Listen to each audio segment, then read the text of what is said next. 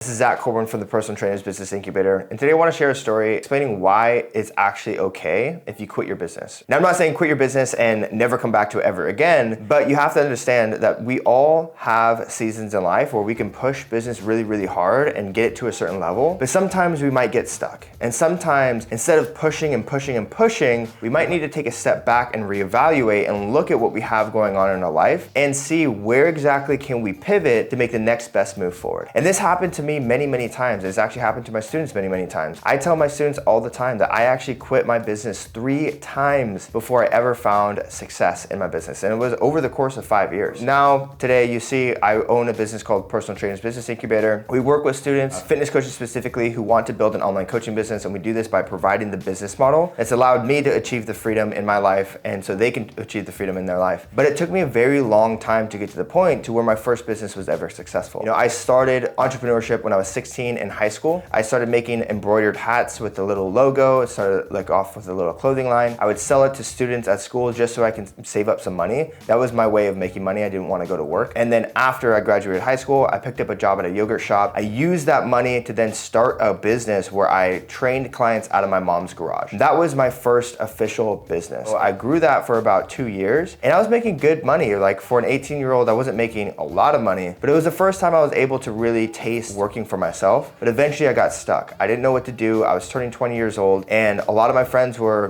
getting in the second, third year of college, and I was still living at my mom's house. I thought, what am I doing with my life? I'm making money, but not enough to live. It's not super impressive. I actually quit that business. I didn't know where to go. I was stuck. I quit the business. That was the first time I ever quit business. From there, I reapplied back to school, and I got a job. So essentially, it was me saying, all right, society, I'm gonna give in to you. I'm going to play your game. I didn't make it very far, but I knew that I wasn't done forever. I was simply just taking a break and regathering myself. I was buying myself time to kind of figure out what my next move was gonna be. My next move eventually went down to San Diego. What happened was I started off as a busser. I went back to school, and it was me saying, society, I'm gonna play by your game. I'm gonna buy myself some time, save up some money while I figure out what the next best move is. So while I quit my business one time, moved down to San Diego, decided I was going to do it again. So now I started an online coaching business. With that, what happened was I got a little progress, didn't get much progress, but I was making some money. Again, I quit my job, dropped out of school, went all in on my business. I'm like, this is the time, this is when I'm gonna do it. And I got further than I did before, but again, I still got stuck at some point. And I got to a point to where I was running out of money. I didn't really know where to go from there. And again, I quit. So that was the second time I quit. The third time was a time where I started up my online coaching business again. I was in Virginia. I had moved to Virginia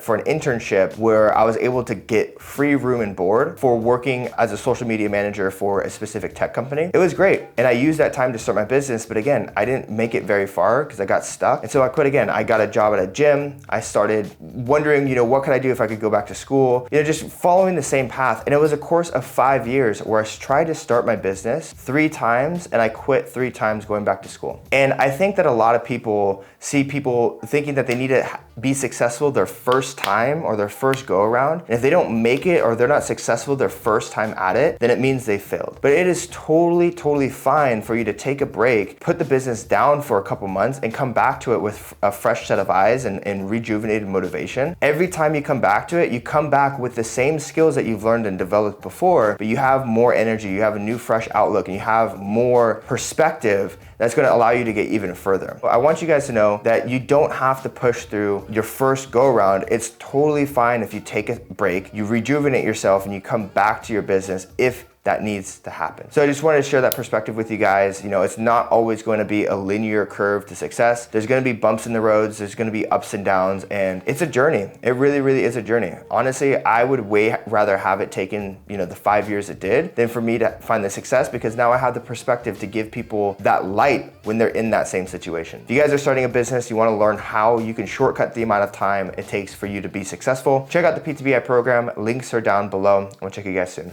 Peace.